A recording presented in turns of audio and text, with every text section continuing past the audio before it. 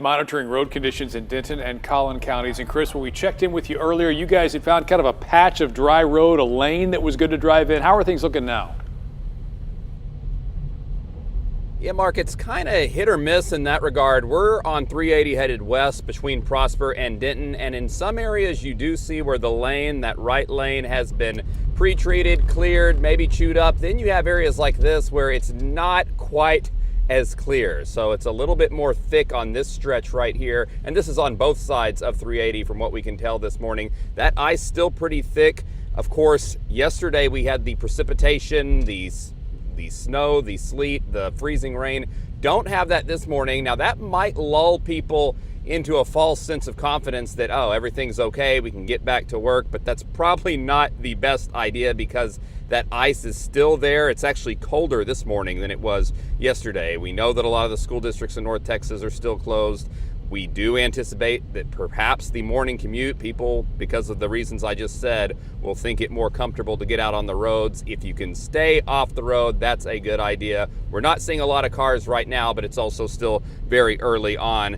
The worst of the precipitation might be behind us, but the worst of the roads might still be out here in front of us. We will wait and see. We will also monitor some of those side streets because a lot of times those side streets don't get the same treatment as the big highways. Speaking of those big highways, I'm going to send it out to Tiffany Liu right now, who is over there at one of the biggest highway spots in the area, the High Five. Yeah, Chris, well, the High Five is a place where you often see cars just zipping by, but right now there aren't too many cars on the road. Let me just show you guys what's going on. I'm gonna have Thomas Pan over here. There's one or two cars on the highway right now. You can see that they're going much slower than normal, which is good because just from my vantage point here, it looks extremely slick down there. I mean, there are spots that are shiny, like you can tell that those are all really icy spots. Now, earlier we did see some flashing lights over on 635 westbound, but it looks like those are gone now, which is a good sign because whatever happened there has cleared up.